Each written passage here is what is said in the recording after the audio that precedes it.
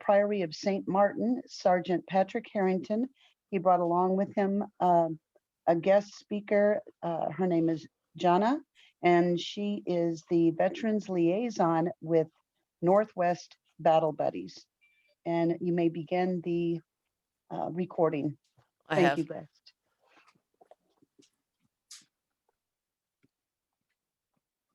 You're Patrick. We're good. All right. Okay. I'm Sergeant Patrick Harrington with the Knights Templars, and I'm really happy to be here. I was asked by Ruby to maybe put something together one day. She invited me for that, and what I have learned in my life when asked, and you can, then you should, share.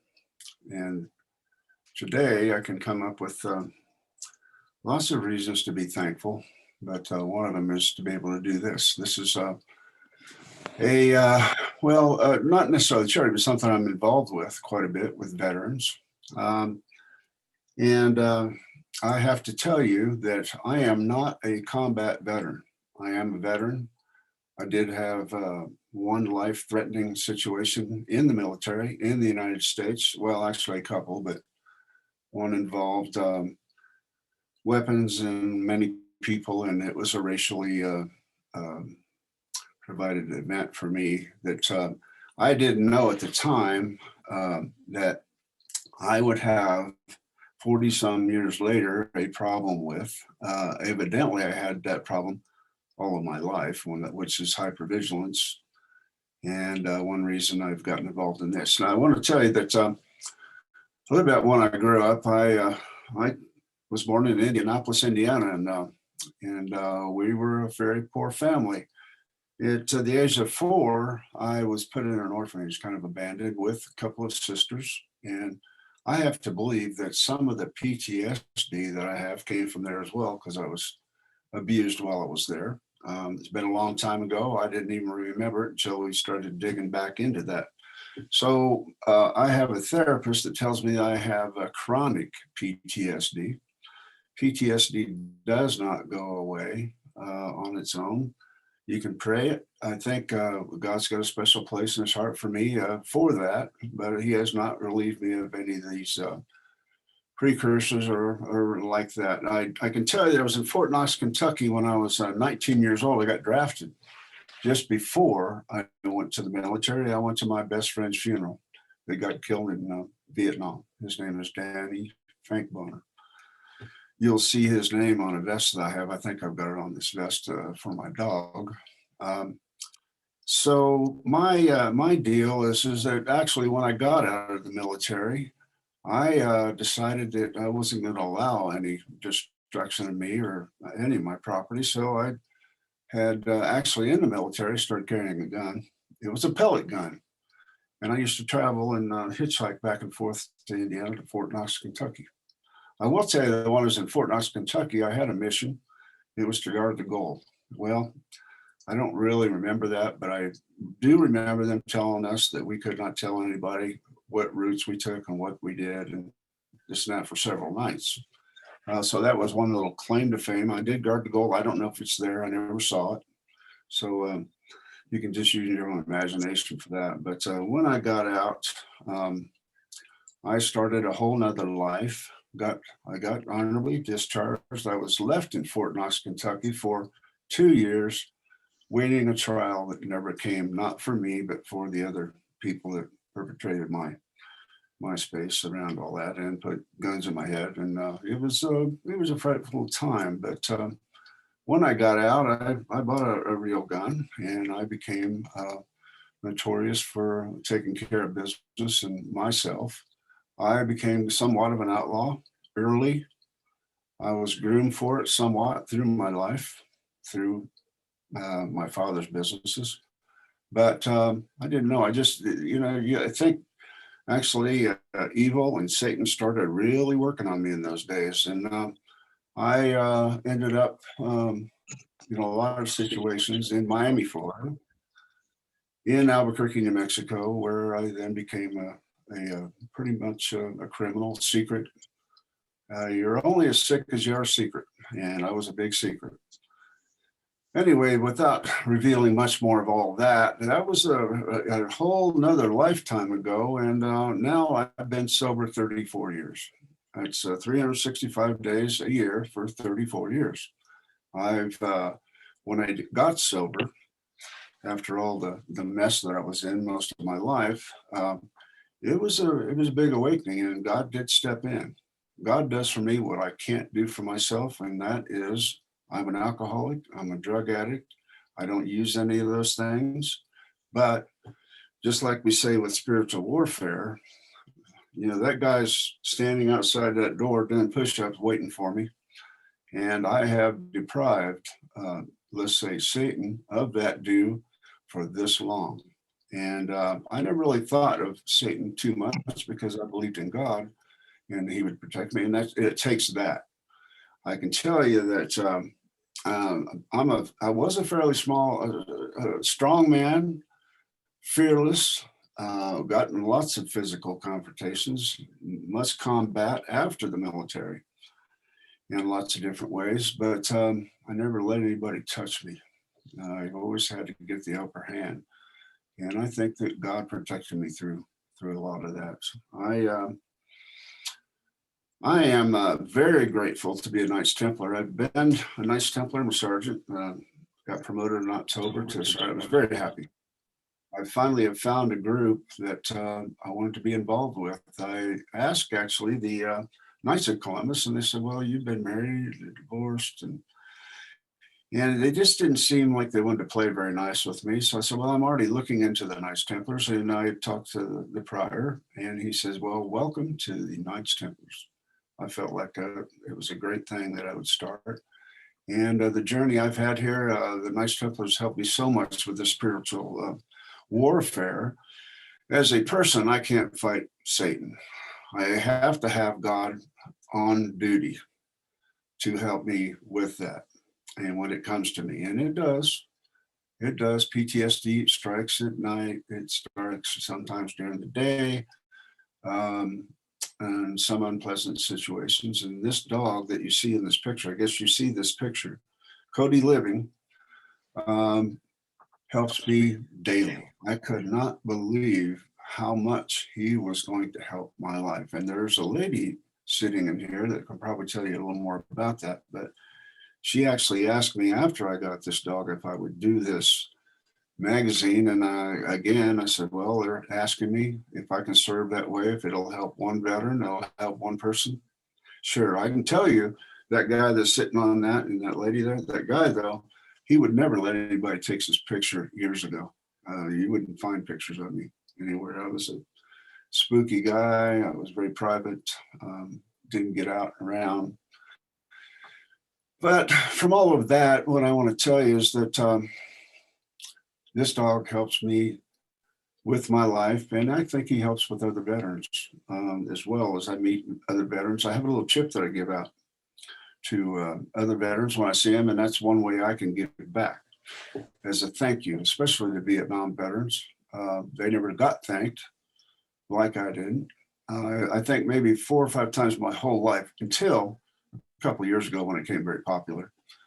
And so I do, I can share a word, I can share something about God. I ask every morning, most every morning, like I did this morning. My dog gets me up at 5:30 in the morning or so. He wants to eat breakfast, and then he wants to go back to sleep. So I have my coffee, I might take a little nap, but by 8 o'clock we're out. He's got to chase the ball and do his business, And while I'm out there, I'm hoping the wind will blow just a little bit, not a lot. Cody's got a lot of wind.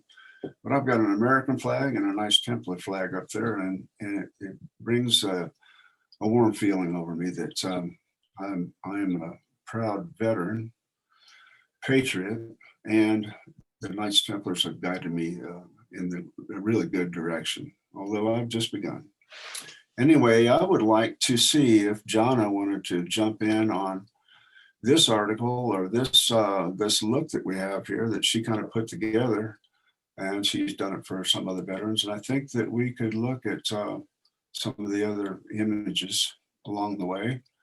So Jonna, would you like to talk about the Northwest Battle Buddies a bit and this project? Sure. Thank you. First of all, thank you very much for the invitation. The pictures that you see on here, that second picture in from the top, that just happens to be Wrigley. And that's me holding him at the Portland airport. I was actually flying him to Cody, and he was being raised. He was raised by a foster family for about a year, and then he was brought back to Battleground, Washington. And that's him right there with Patrick on the day that he actually met Patrick. Wrigley was kind of a little bit of a celebrity in Billings, Montana. When I flew into Billings, Montana, I had met a producer at the in Portland as I was waiting with the puppy, and they called the Color 8 News in Billings, Montana, and actually had a reporter there because they heard that the foster family was going to meet me at the airport, and it was just really a heartwarming story about how these little puppies can serve our American heroes and serve our veterans. My story, just a little bit. I was a Marine for 4 years in the Marine Corps, and I met my husband actually in the Marine Corps. He was in the room right above me, praise God.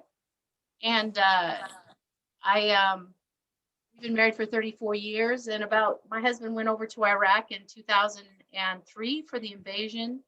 He came home entirely a different man.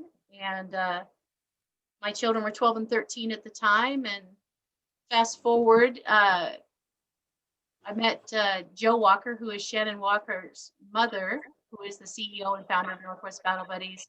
And she encouraged my husband for about 2 or 3 years to apply for a Northwest Battle Buddy. And she told me the name of the dog before my husband even met the dog, because the veterans never know the name or the breed of the dog until the day of the introduction. And she told me about a beautiful English cream golden retriever. And mind you, I've been praying for years about the service dog and about the help that my husband needed. And the dog's name is Gabriel. And I just knew that it was the angel Gabriel who was helping be the answer to so much what we needed in our lives. And shortly after my husband graduated, he came home and he started going back to church because he had Gabriel with him in the pew. So just a little bit story there for my journey with Northwest Battle Buddies. And shortly, about a year after that, I began volunteering and now working. I am the veterans liaison. So what I do is, first of all, when the veterans submit an application, I review their application and their paperwork, which is just their DD-214, their document that they receive when they leave the military. Make sure that they do qualify and contact them within 24 to 48 hours. I feel that it's very important as an organization that we are prompt, on time, and don't keep them waiting, because I do know from a personal experience, that it wasn't easy to hit that send button when they're submitting an application, because they're at the point where a lot of our veterans are on a lot of medications and they don't want to be on the medications, or they want to lessen their medications, and there is a need, and they hear about these dogs and they run into other veterans with service dogs.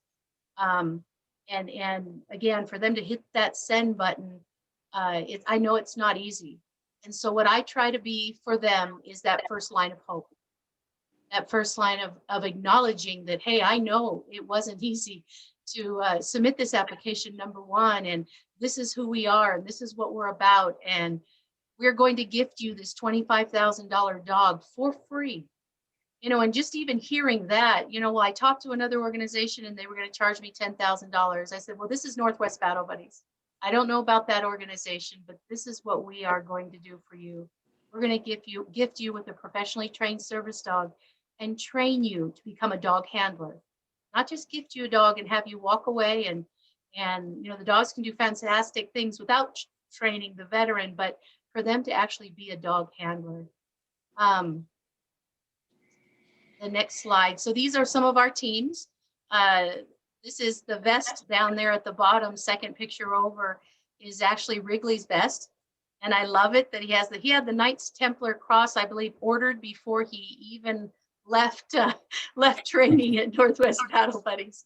our vest, if you can see up in the upper hand left-hand corner, are an American flag, and Patrick does use that as well. But Patrick wears his heart on his sleeve and his cross, and is proud to be one of our American heroes, to be a veteran.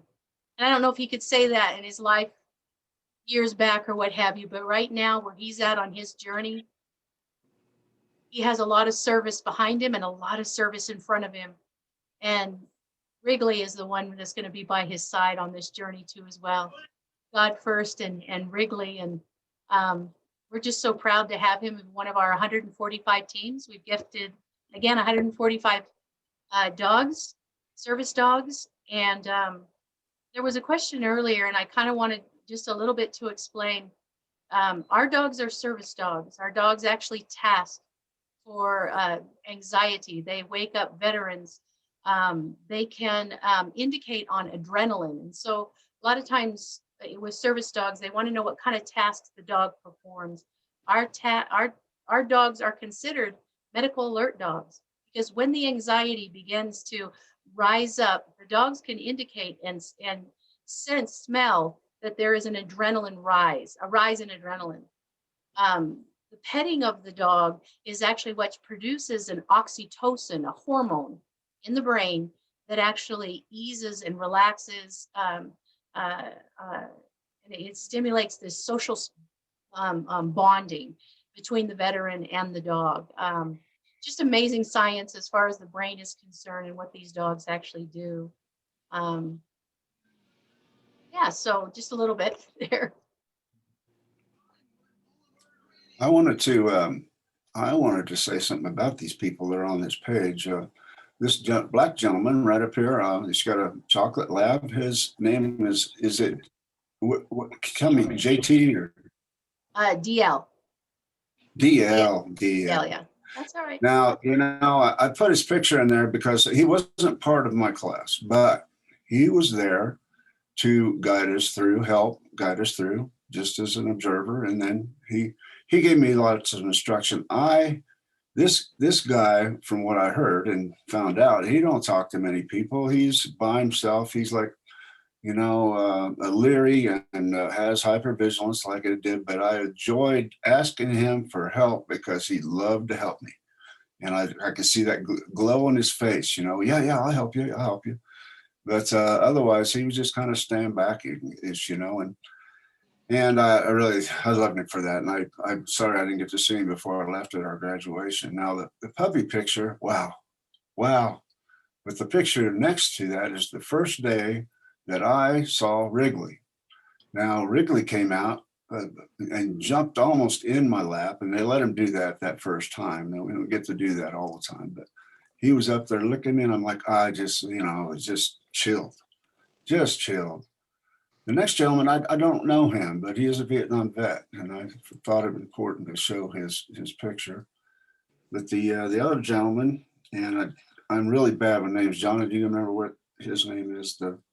How about Steve? Yeah, I know the Steve. Yep. Steve, he's a Christian boy and man has a great family, and he's a bit soft with that dog, but he stepped up. He loves that dog. Now I have to tell you a little bit about the next guy. The guy's the bald guy. Well, I was asked before I went if I would mind taking him around because he had no vehicle. He has an electric bike. Well, I have one too, but that dog has to travel with him to various places. And I said, well, of course, and yes, of course, I can step up. I'm a veteran. He's a veteran. Well, he, I guess, John, I probably could tell you more, and I'm going to ask her in a minute, but found that he hadn't been out much. And he went through the program for 1 week, and we hung out a little bit, had dinner. And one night he was supposed to come to dinner, but he didn't. And he got nervous on the first week and then locked himself in the hotel room for 9 days. He didn't come out. He lost the opportunity to have that beautiful dog. And I was so disheartened. It really hurt everyone in the class, especially Shannon Walker. She had really high hopes. I know Jonna really felt like he needed to be there. Do you want to say something about him, John? Yeah, so my portion of my job is to ensure that the veterans are ready for the journey. They have to train for 5 weeks. They need to be in the battleground area, and we have veterans in 13 different states. This veteran didn't come from very far, but it comes to find out that he wasn't ready for the journey. And I feel a portion of ownership because I need to make sure that they are ready. And you never know 100%, right? His dog's name was Journey. And Journey was gifted to another veteran, a female veteran, a combat veteran in the next group. And we haven't heard from him, but I still pray for him. And I'm sure you do too as well, Patrick, because I asked Patrick again a couple weeks before he went to training, because if Patrick didn't agree to drive this gentleman wouldn't have been able to come to the program. We needed someone to transport him back and forth to the training facility, to the mall, and so on and so forth. And I thank you, Patrick, for stepping up and even trying to connect with him afterwards. And we don't leave a brother or sister behind, right? That's right. And Patrick still reached out to him afterwards. I called, the hotel every single day and just, had the people check on him to make sure that he was alive, to be quite honest. And we have never heard from him again from the day that he stepped off, and from that Friday, we haven't heard from him again. I've tried to check in with him and no response. So continue to pray for him. Please do. And hopefully one day he will be ready for the journey. So. Yes, that was sad. Everybody felt that, everybody in the whole group. But I will tell you about this vest. This vest that's next to him. Like she said, I had Templars cross on me before I ever showed up there. Actually, I'd have it on my belt. I said one time, some guy asked me about one of my tattoos. I said, well, I'm a Knights Templar. She said, well, hell, it's all over you. Everybody could know that, but that cross and that Knights Templar is a badge of honor for me and the dog. The dog does help me talk to people. I have not a lot of trouble with that, but the dog's a big, icebreaker. So on any vest, and Wrigley's got quite a uniform. He's got quite an outfit. He's got a black one. He's got a camo one. He's got a dark green one. He's got the Northwest Battle Buddy one, which is an American flag, which he came home with and all that. So he's really well taken care of that way. The next gentleman, he was a great guy, had a family, and what a beautiful dog. So they used to bring us in there at 8:30. We didn't start till 9, and then we didn't start till 9:30. And for that hour, we all got to visit. And I think that was by design, that we would bond as well and open up and whatnot. So I can tell you that I've been in a room with a gentleman, a veteran that wanted to commit suicide, and he was on his way. And I went with my motorcycle gear on because I didn't know what I was going to find. There was 2 other veterans there. And eventually, after I hit him in his chest and woke his ass up some, and I said, I thought I told you not to quit before the miracle. Yeah, I know, but he was sad and hurting and all that. And so I asked the other 2 veterans, I said, do you want to let this guy die tonight, or are we going to help him? And I meant it. And they both said, yes, we need to help him. I said, okay, because if they had said no, he may not be here today. He does have a right to do that. But I was hoping it wouldn't be on my watch. I didn't know if I was going to have to beat him up or beat those guys up, or that's a big talk for me now because I'm 69 years old. Okay. I mean, that doesn't come easy, but God made a different plan. I did pray for him, and I pray for every one of these guys. That's just something I wanted to say. I guess we have a couple of videos, and John had told me that the Shannon would like for us to look at number 2. Is that what it is, Jonna? I believe number 2 and number 4. Number 2 and number 4, and I like 5. So I don't know. We're going to see what kind of time we have. But okay. There's some things about Northwest Battle Buddies, and the operation never quit. But is this the second one?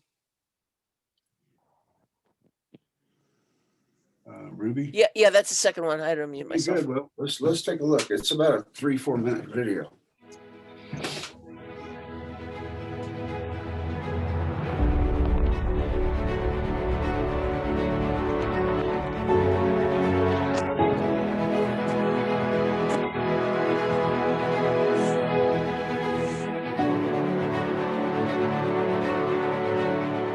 We went out on a rescue mission.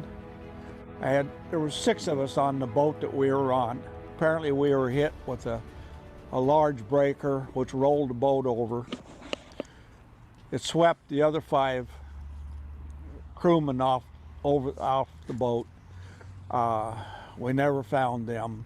When it re-righted, I was with it for probably an hour and a half, and then it rolled again and it put me into the surf. Was washed up on the beach, and a couple guys happened to be there and found me and dragged me up out of the water. I have a lot of nightmares on it. Hearing somebody out in the water yelling for help and you can't help them.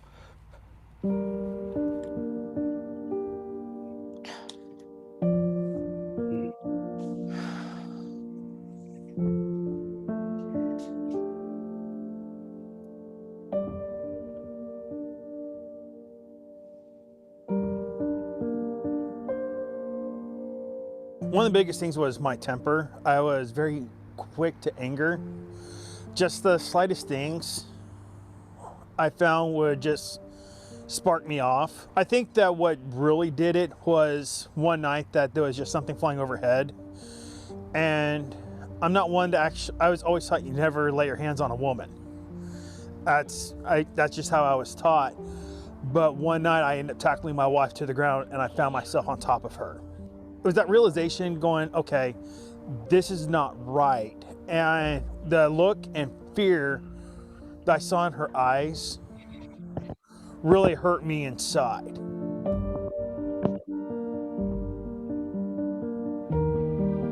You go from military to civilian, you don't have the support like you do when you're in the service, because people don't understand the service. They just assume John's being, I'll just say mean, and he's not trying to be mean. I automatically assumed every time somebody's like, oh, you're different, you've changed. Oh, I've got to try and get back to that. I've got to figure out how to be that guy again. And with what you've experienced in your body's own physical reactions to that, every time something kind of stirs something up, it's not going to happen.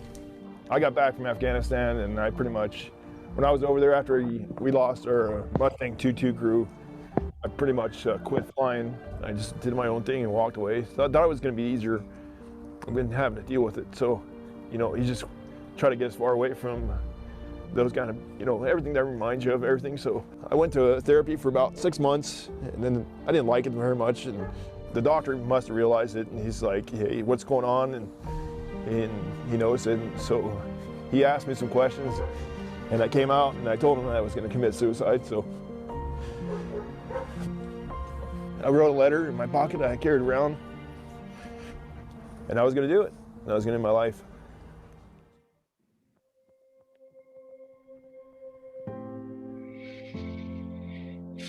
There is no cure for PTSD. The traumatic stress physically changes certain things in your brain. It doesn't go away. There's no shot you can get. And rimfire is not a cure, but he helps me manage the symptoms. I feel more normal most of the time, but a lot of that comes from having my wife understand me a little bit better and rimfire with me 100% of the time. Yeah, he's my world. It's speechless what this program's done and what they've done for me and my family. It's changed my world. So it's awesome. He helps me get over it. He knows when I'm having problems. Every time we start a new class, We usually start with about 6 veterans, and it is our hope the day before they met their service dog is their last worst day, and the day they meet their service dog is their best first day.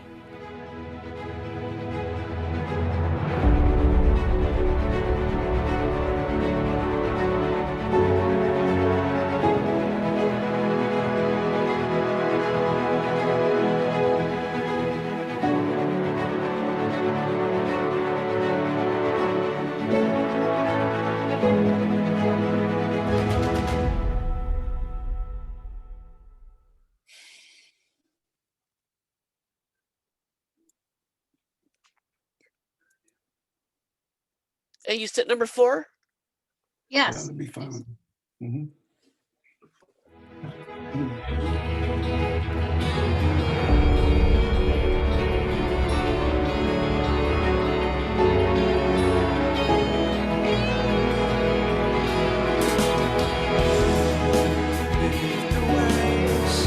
I think there's some other music playing.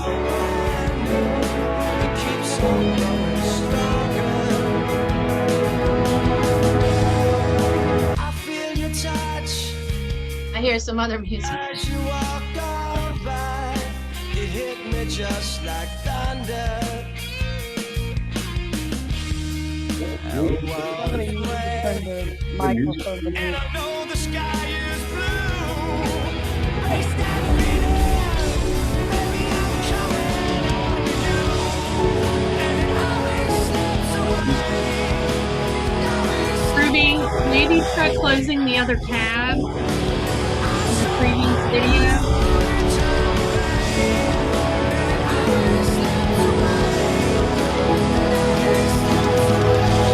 Yeah, the other.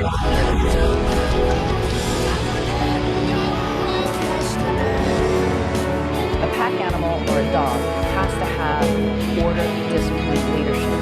So when you have a service dog that is trained like our dogs and you have hand I'm wondering if it's the other tab that's still open. Number Okay, I'm gonna 2. try it again. I just exited. You guys don't hear anything? Not right No, now. no. No. All right, let's do it again. 1, 2, 3, 4.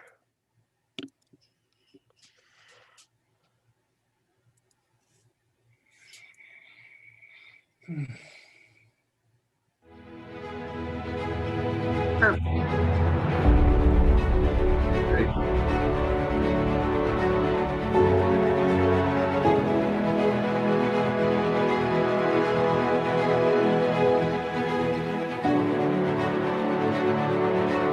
Is that better? Yes.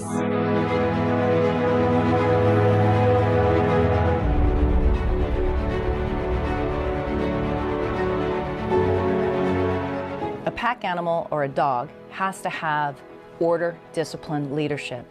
So when you have a service dog that is trained like our dogs and you have handlers that are professionally trained like our veterans become handlers, that relationship facilitates all of the instinct of the dog to take care of them and serve them and respond and be aware of panic attacks. When the veteran is in a night terror and they're having distress, it is the instinct of the pack animal and the dog that will wake them up and look at them to reassure them, you're okay, you're okay. That's a boy.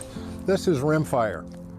He is the best dog ever. When I first met Rimfire, I was sitting in the office at Northwest Battle Buddies on the bench, and somebody opened the door, and here he came, and I said, wow.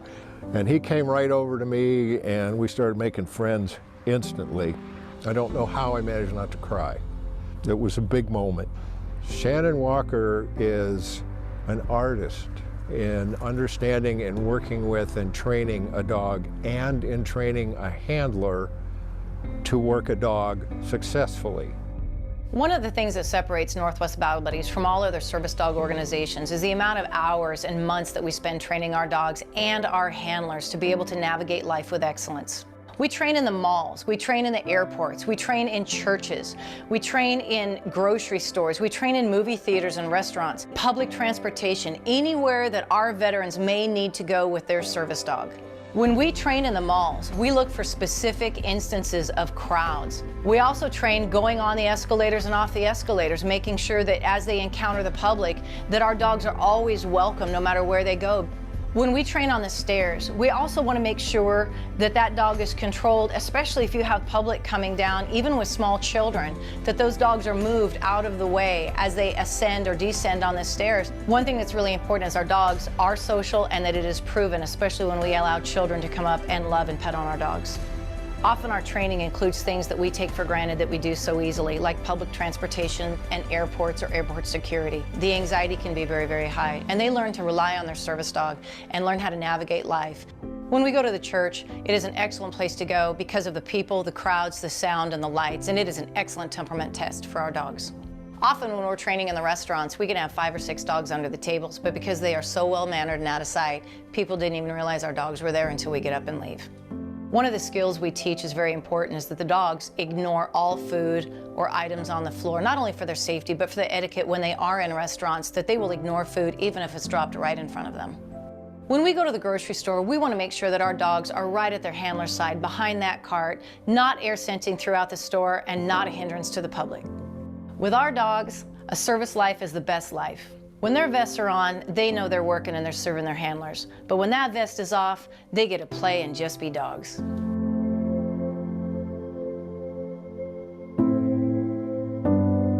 She knows me better than I know myself. She knows when I'm sick. She knows what my mood is. New Year's Eve, when the clock struck midnight, I was in a deep sleep. Fireworks went off. I found myself over in the Middle East. What does she do? She gets on the bed and gets right on me. She basically pulls my attention onto her. The first thing I noticed was just like getting me out of my comfort zone. He helped me like get myself out there in the first place, and then it starts to become easier. He wants to go out and he wants to do stuff, and so it kind of motivates me like, all right, I'll go to Walmart and go get the dinner for tonight or whatever because I need to get Onyx out too, When we started our training down here, I couldn't do elevators. I couldn't do an enclosed place. And Haas helped me, and Northwest Battle Buddies got me through it. With Haas, I can do elevators now. He's next to me wherever I go. If I'm sitting there at the house and I get upset about something, he'll come up and take his nose and start smacking me underneath my arm to get, okay, it's time to straighten up. First day in, they introduce you, and so he came in and he just jumped on my lap and he had a smile on his face. It was good.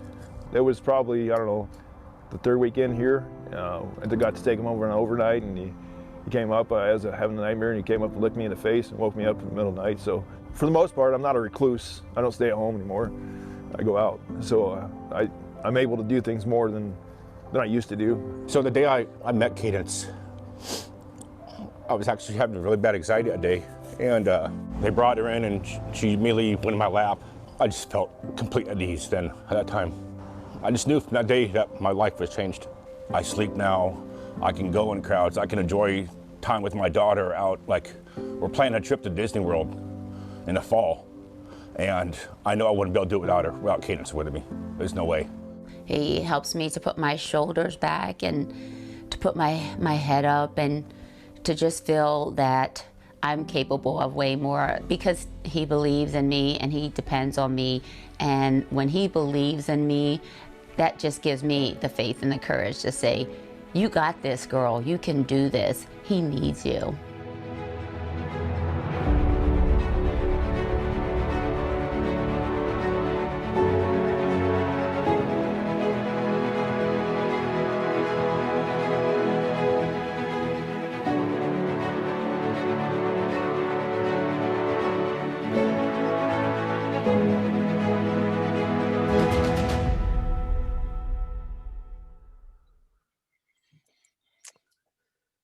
Okay, Thank you. was Thank there any other videos you wanted to see? Yes, thank you, Ruby. You did Yeah.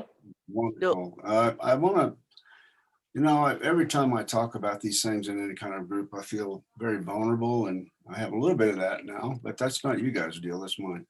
I wanted to tell you a couple of things that my dog have done for me, and it was just the other day that I have to have some outside help, what we call outside help in the programs, that I see a neurofeedback therapist, and she wears things up my head and watches the therapy and things like that. Some of you might know about that. I've had 60 sessions of biofeedback for ADD and depression and whatnot. But the other day I was in her office, and I guess I'm a great actor. I'm a big actor. And so I was speaking to her about some issue or things that were going on, and pretty normal tone, I thought. But my dog was in a down. And when a dog's in a down, he's very settled. He's got his head down. He's just hanging out. You know, he's alert. He's actually working to sense anything that might be going on with me. And that dog, while I was speaking, jumped up, stood right up, and looked at me with those black eyes of his. And I knew that he was a tattletale. I have a tattletale in my house because he will tell me every time when I get a little spun up, even if I'm acting that I'm okay, you know. So then she asked about what's going on behind that, you know. So then we have to get really right down into it. Now, I'll tell you another thing that I don't usually talk much about, but I have nightmares. This dog has woken me up. I've lately, not real lately, but I have lately, I've thrown things across the room, pillows and different objects. I wear CPAP and I'll rip it off. And I didn't have those kind of problems before I started with the VA, but evidently opened up a Pandora's box of some issues that I need to work on. That I do have one recurring nightmare that I'm running out of a barracks away from about 16 black guys, and I have a gun, and I run fast enough and get away and slide under a bush, but I drop my gun. And just before they get there, I reach for my gun and I shoot myself in the head. Now, that is pretty terrifying to me because I never want that to happen. I have a guardian angel that takes very good care of me during the day and night. That is just a reoccurring, I don't very often bring that up, but I felt like I needed to share that tonight. And I'm hoping for those to subside. The Wrigley certainly helps. This dog, I could never imagine what he was really going to do for me. I was told that this is a whole nother different situation I've ever, and Jonna probably can tell you a little more about that. I don't know why this Jonna woman over here introduced me to this dog thing, and maybe she could tell you a little better. She said she saw something in me that she thought I might need a dog like this, and I'd actually met her before that. But maybe you want to say something about that, Jonna. I don't know. Yeah. So I have a nonprofit called Families on the Front Lines. And I started it when my husband was over in Iraq. And, you know, everything on the news, CNN, everything was live on the front lines during that time. And I looked up one time and I saw my husband's unit in a firefight. And I thought, you know, families, we are here and we're on the front line as well. There for our veterans when they come home, and then also too, you know, when they are abroad. So we support I have several programs under my nonprofit. We have a WOW support group, which is Wives of Warriors. We're very proud that our husbands have served our nation. They gave an oath to swear to defend the Constitution against enemies, both foreign and domestic, so help them God. And that brings that pride and proud of what they have done for our nation. So I also have something called the Honor Quilts, and Patrick was nominated for an honor quilt. The quilts are made by 2 quilting guilds and many prayers by 2 Christian organizations, and many prayers go into these quilts. And so Patrick was nominated. I brought the quilt over and with 2 other ladies, I believe there was 3 of us ladies, and to present him with the quilt in his home. And as I was there, the Holy Spirit is always, you know, trying to talk and guide and lead. And sometimes I don't speak. I'll be very quiet about, you know, okay, is it the right time now? And, you know, I can feel the Spirit moving. And I mentioned a couple things to Patrick while we were there. and just planted those seeds, just like all seeds need to be planted. And Patrick and I did speak on the phone. I presented him with the quilt. It's, on behalf of a grateful nation, thank you for your service. And it's an honor to do that for my fellow veterans. So shortly after Patrick, I believe the seed was planted. I know it was. And Patrick started thinking about it. And a few weeks later, he called me and we had some real in-depth conversations. And, you become vulnerable when you have to be. Unfortunately, we are taught that, suck it up, buttercup, in the military. Pain is weakness leaving the body. All of these idioms and all of this, acronyms and such, so that we can forge forward and push forward. So coming to that point of recognizing that we need something else or beyond, and Patrick was coming to that realization that, what is this dog thing? That's what he was. What is this dog thing? And he had other dogs in the home.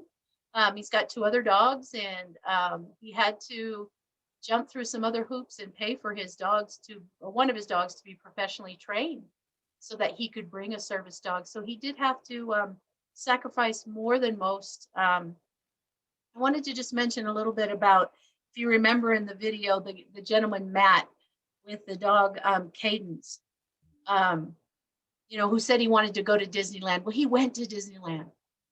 And, you've got thousands of people around you. And in the military, we watch our back. Why do we sit, with against the wall? Why do we, have been trained to defend ourselves? And also, because of the hypervigilance, he did go to Disneyland. And also, even more of a triumph, he was on 15 different medications before he got Cadence. Within 6 months, he was on 0 medications. Now, not everybody will get off of all their medications, and that's fine. My husband and I believe, and I don't remember who told us, but they said one time, someone said, pause before pills. These dogs in general are amazing. They're one of God's many gifts. Created all those animals first, right? He created all the animals to be with Adam and Eve. And I just, I just, each of those stories there with Haas and with the gentleman, Phil, with the German Shepherd. Phil was a dog handler in Vietnam. And when the handlers left Vietnam, there was no option to bring their dogs home. There was 4,000 dogs that were destroyed or let go. These days, we bring our dogs home. We honor the dogs. But back then, so his dog, Tina, was killed. And because they wouldn't bring it home back for its honorable service to our nation. And so Phil never owned another dog, but I knew that he wanted a German Shepherd, and to trust that German Shepherd was going to be anything like his other dog, Tina. And for Shannon, like I said, she is an artist. You hear Phil just say it perfectly. So much thought goes into which dog goes with which veteran. And about day 2 or 3, Patrick started, he's kind of thinking about and talking to God and saying, well, is this the right dog for me? And, and this is day 3. It's not like instant, and that ADD brain, right, brother? Right. So, he started questioning, and I want you to tell, if you will, about when God showed you that was the right dog for you. I gotta say real quickly that she's right. I'm not trusting the people or much of anything. I figured I was in the right place. I didn't know if it was the right dog, but I can tell you that about 3 days into it, I was in training in their office, and I just told her that she shouldn't probably look him in the eyes, but he looked up at me, and I saw his soul, and I saw God in there, and I went, oh no, this is it. Now, when the first time he ever went back with me, because we have overnights, he cemented that pretty well. I said that I told Jonna that night, I will fight for this dog right now. I mean, I don't really have that dog yet, but I will fight for this dog. If I don't graduate, I'm running away with this dog. I'm taking the dog. Anyway, I sure thank you, John, for what you've said and all that. I think that what I'd like to do is ask anybody that has any questions. I know we're running in an hour or so now, but does anybody have any questions for John or Brad? I had something I wanted to say. One is that when you have a canine soldier with you and actually I was one that actually contributed to signing petitions against what they were doing with those dogs, because this dog has been their companion and their soldier and has and saved their lives multiple times. And, you know, not just once, but multiple times. And then they aren't allowed to bring them home. And that was just horrific. So I'm grateful that that's changed. And I'm really grateful that for Phil, you said, Jonna, yes, that he was able to get a shepherd because of that. Absolutely. The other thing is, we have a dear friend, Dorothy Benson, that we've known for over 20 years that you probably know. I know her very well. I love her. She's one of my great friends. Absolutely precious. And so she enlightened us a little bit. And you know, people think, well, what are they doing up there? Just breeding litters of dogs and then they just raise them all up. And it's like, no, they actually select what dog out of a litter would actually make a companion dog by the temperament and everything about that specific. And there might be a litter where there's none, and there could be a litter where maybe there's two, but it's a very select you know, service. Am I correct in that? Absolutely. And actually Rimfire is one of Dorothy's dogs. We thought so. Yeah, we looked, I said that's Dorothy. And so is Onyx. So the other young man with the beanie cap on, Onyx is one of her dogs too as well. Oh, nice. Well, they're so good about making sure that the dogs come from healthy lines and all of that. We just love them. And the other thing too is that the dogs, they don't just say, okay, we'll give this guy this dog, this guy this dog. It's not like they're in a list and they just parent. They actually, from what I understood from Dorothy, select a dog that they feel will match the personality of the soldier that they're getting paired with. Absolutely. Yeah, that and their home life. If they're that's all the information gathering that I do with the veteran as we have conversations, as we bond, as we get closer. Some of them may have jobs. So, you know, we've got to have a certain dog that will be good in a job. If there are 5 children at home, I had a veteran apply today, he has 8 children. You know, if they are traveling, all of this information gathering and this bonding and conversation that they have with me is what I present to the trainers. And then the trainers through that and through that first interview, they decide which dog through all the information that I provide and their personal statement, which is really not easy to write. You know, what you're asking me to write something personal about myself, number one, but about, you know, what is life like now? And what do you feel life would be like with a service dog? So, you know, they may want to go running, they may want to hike, go camping, traveling abroad. We have one of our shepherds and handlers who lives in Scotland now, you know, so all of this stuff goes, a lot goes into as we get closer and closer to the time where our teams are going to begin training. Our training now is for 5 weeks instead of 6, because we have more master trainers now. And also we used to train 4 to 6 veterans, and now we're training 10. So I'm preparing 10 veterans right now. And I will tell you, that day that I call them and tell them that they are going to go to training, I just feel like Santa Claus. It just, the joy that really, you know, and, you know, all of that, wow, I'm actually have a date. And I live in Cody, Wyoming, and I fly out to Battleground, and I'm there for their introductions.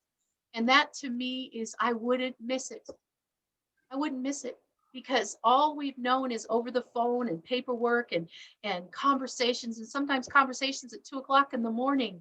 And then all of a sudden they walk in that door of that office and I'm like, hi, I'm Jonna. And they're like, oh, you know, and it was just like this big wow.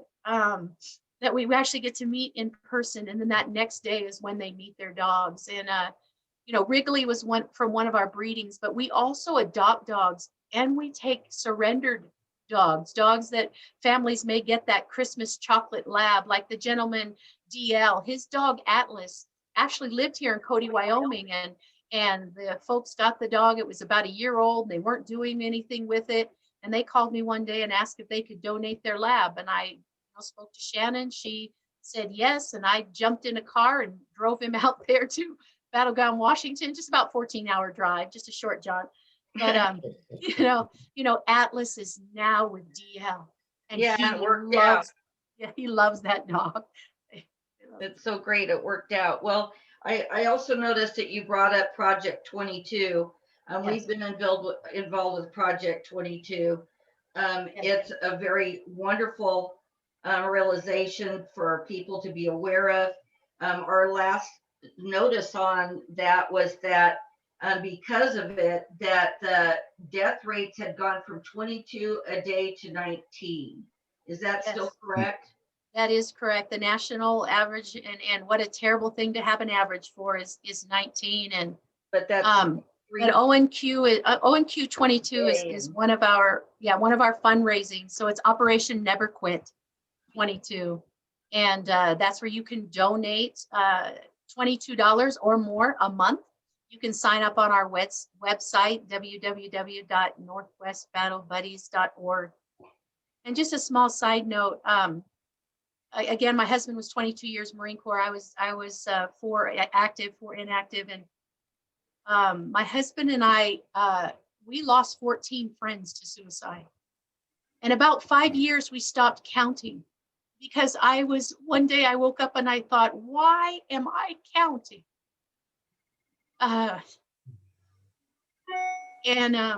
This was prior to my husband getting Gabriel, and I was in mourning of the loss of my husband, of the man that was before. And I woke up one day and God clearly said to me, he has an arm to touch. And that was the movement that I needed to move into acceptance that my husband's alive. He's here. There's got to be more. And that's when he started searching for a service dog, started encouraging him to get a service dog, and he got the Angel Gabriel. So thank you so much for all you guys do, and all your commitment and time investment and dedication. And Patrick, what a wonderful and heartfelt share that you gave us tonight. Just really opened yourself up vulnerable. And, we just love you as a person. We love you as a brother. We're so grateful you are where you are. And, just a real pleasure to know you. No matter what your past has been, it's your present that matters to us, and we're here for you if you ever need us either. You know that. And anyway, thank you all so much. Does anybody have any dog stories or questions or answers or anything like that they want to say? I see there's still quite a few in there. We lost a few. If not, I think we can wrap this up. I do want to say something about all this. I know there's veterans out there that are hurting. I was one of them.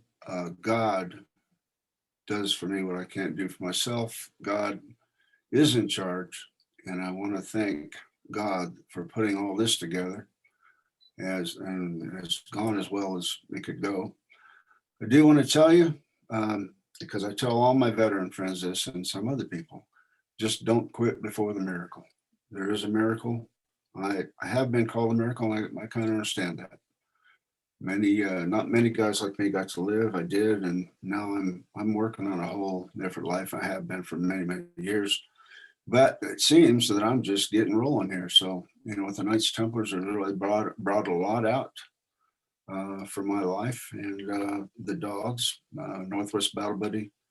Wow, when Jonna called me, I put that paperwork in one day. The next morning she called me and says, well, you're in. I said, what?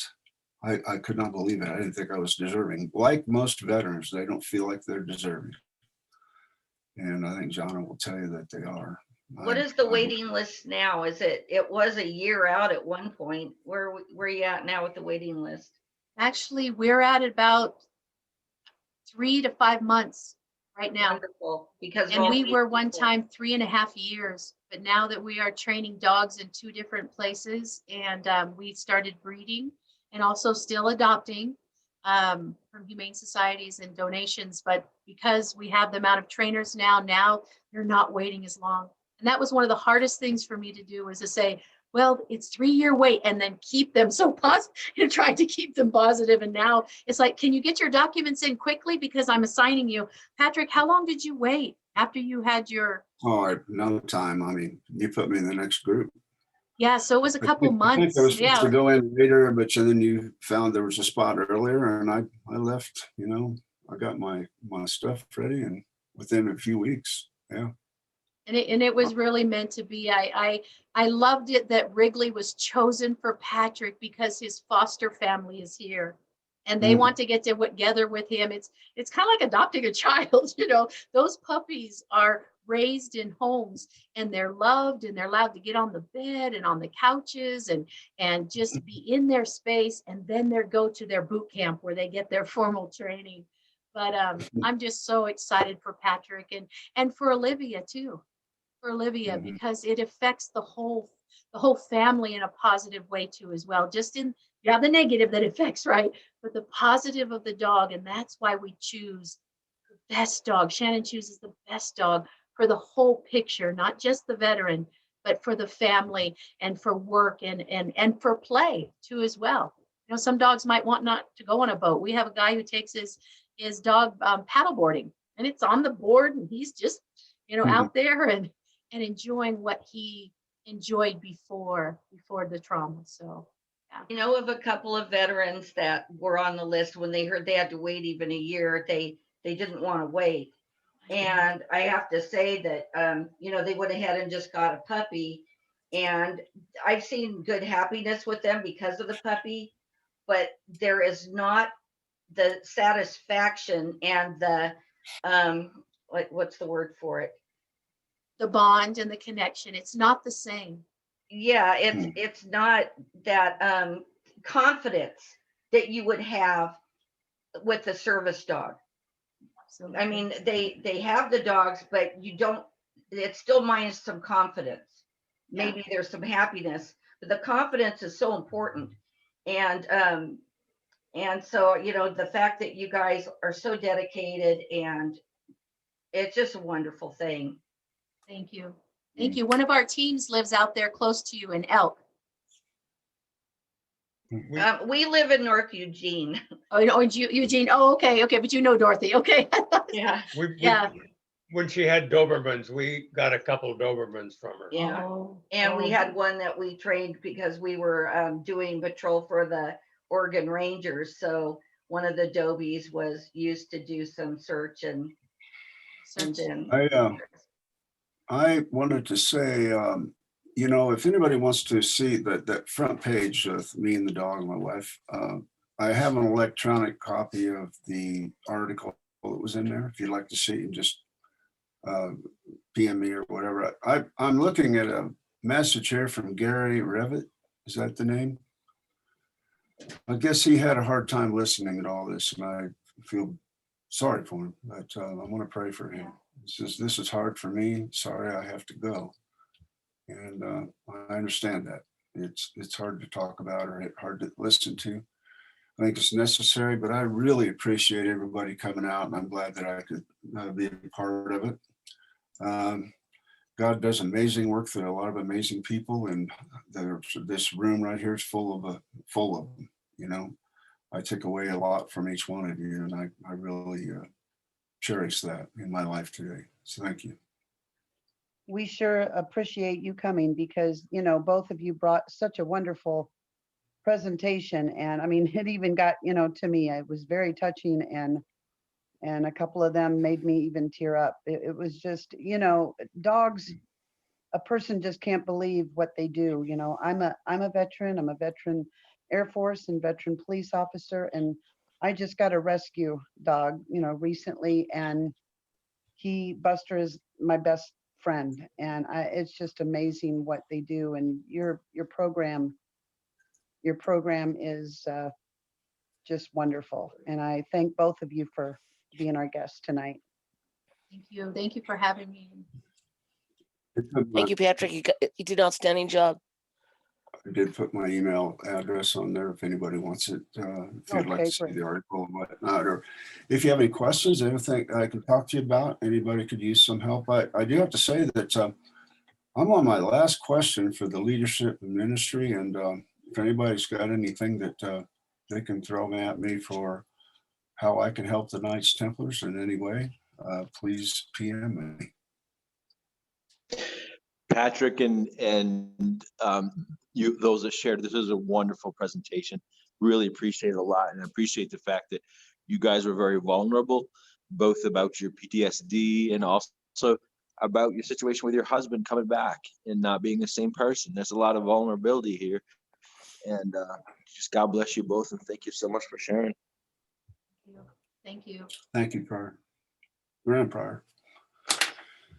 Thank you, I- Janelle. And yeah. Okay, I have if there's nothing else, I do have a quick announcement to make. I was asked to make this announcement from Provincial Commander Ainsworth. He is inviting anybody that wants to attend the St. Mark's meet and greet on this Saturday, the 30th. They're having it at Castle Otis in St. Augustine, Florida, a beautiful castle. It's going to be from 1 to 3 with dinner afterwards at Aunt Kate's restaurant, which is close by. And if you want any information or to RSVP, get a hold of Provincial Commander Ainsworth or Prior Mark Mora. And is there any prayer request at this time before we close in prayer? I just want to say one thing. I used to live in Santa Fe, New Mexico, in Albuquerque, and that church that they're going to have the investiture in is a very holy place. It is absolutely gorgeous, and they're going to have a great time being there.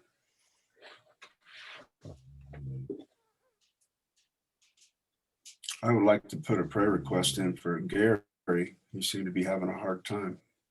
Okay, we'll make sure to get pray for Gary Ravel. Mhm. Anybody Yes, else? absolutely. Reach out to him. Yes, companion at arms, Johnny Murgia. His family's gone through a loss and a difficult time right now, so he's wants prayers and support. What was his name again?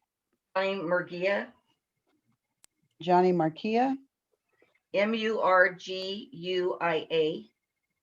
Okay, Marquia. Okay. All right. Anybody else? Yes, I'd and Go ahead. sorry, you go first. I apologize. I would like to put a prayer request in for a person named Mr. Barger. And I can't say his first name because he's too well known, but I Okay. think he needs some prayers. I always pray for him. Like an unspoken for Mr. Barger? Okay. Mr. Barger, yeah. Okay. Oh, okay. All right. And Grand Prior, did you have one? Yes, thank you so much. Just to please pray that this letter that's sent out tomorrow to the Canaan government will do the miracle that we need so that we can get out unscathed. So yeah, prayer for this letter. God would bless this letter to the And for government. you and your wife getting a home. Okay. On Yes. this home, new home. Okay. Yeah, well, we're putting an offer in tomorrow. It's a long ways from, Okay. but it's a hope. And I just want to make sure Dale Scobert, you wanted the address for the Grand Priory. Do I have that right, or have I got the wrong person? I believe it. I think he's gone, but I think that's he did. He's the one that wanted that. Okay, I see you, Dale. Thank you for your hand. All right, I'm going to message you that now. Thanks. I will appreciate that, guys. Okay. Did anybody want to close this out in prayer? You have the list. Okay. Yeah, I can go ahead and close this out. Okay. And dear Heavenly Father, we thank you for this time that we were able to come together, and thank you for these presenters that brought to us such a wonderful message and such there's not even words to explain what a wonderful mission that they're doing for the veterans. It's just fantastic. And we thank you, God, for people like this that are involved. And we are doing a prayer request for CAA Johnny Magura. He has had a loss in the family, and we pray for comfort in your arms to wrap around that family at this time and give them comfort and peace. We ask a prayer for Gary Ravel. He suffers from PTSD. He is one of our veterans, and he was not able to stay with us tonight. And we just ask that you, again, wrap your arms around him and give him comfort and peace at this time. We have a special prayer request for Mr. Barger, and unspoken, you know the need. Father, you always know the needs of what we need, and we just ask for your mercy at this time. We also ask a special prayer request for this letter that is going to the Canaan government for to help with this battle, this ongoing battle with the church legal matters, that things just start falling into place, because we know that you love us, Lord, and we know that you can provide for our church, for the Templars Church.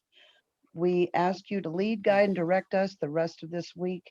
Bring us back on the next Templar meeting and safely. And we just ask all this and give you all the glory. In Jesus' name, amen. Amen. Amen. Amen.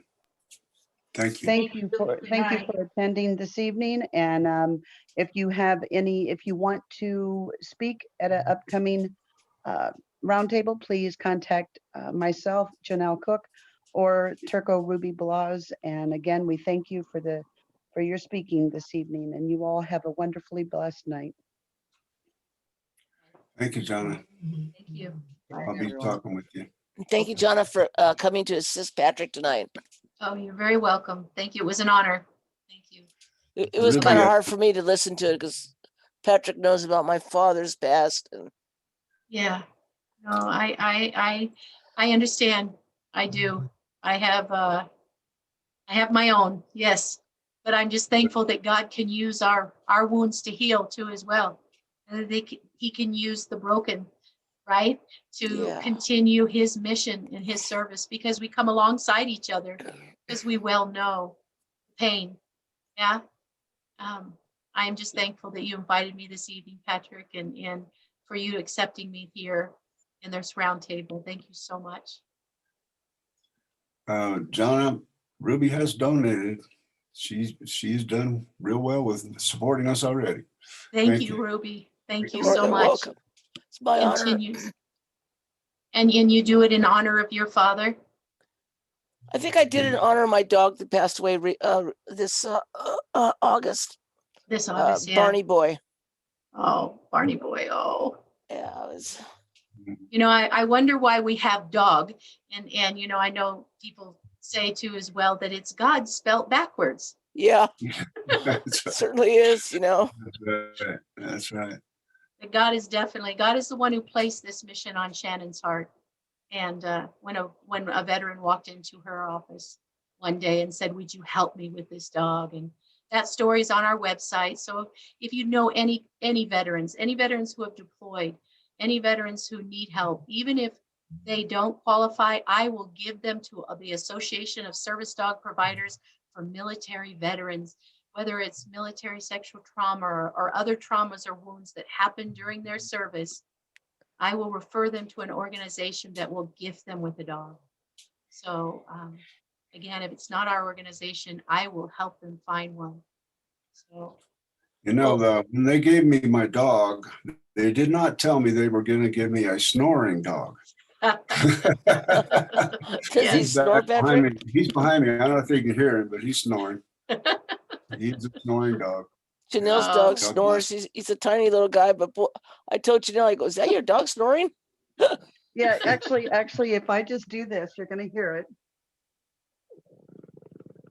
Oh, I can hear it. He's a 30-pound. He's a full-grown Boston Terrier. He's 30 pounds. His name is Buster, and he snores up a storm.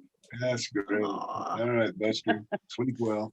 Well, we want to thank everybody that came on from our group, especially. Thank you for coming and supporting us every week.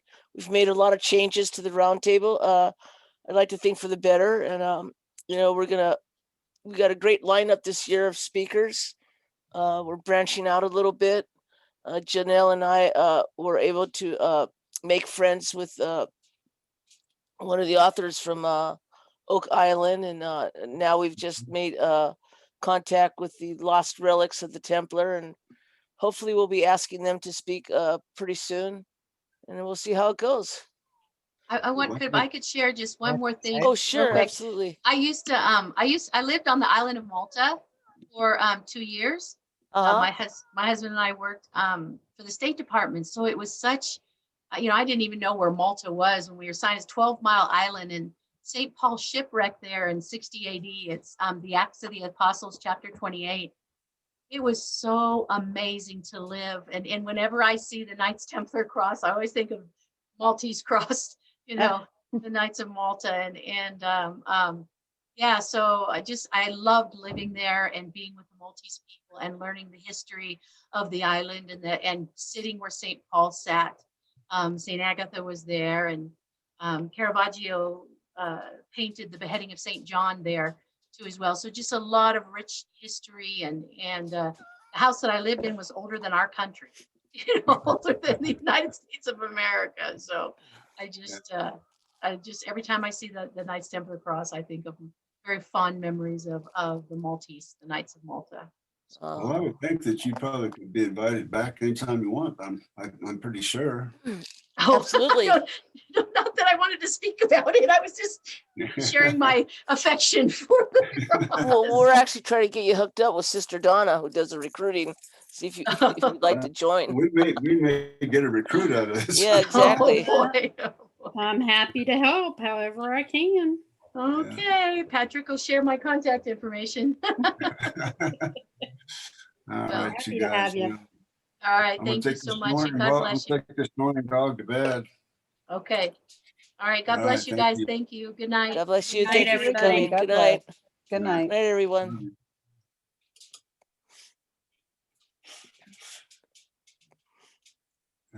Well,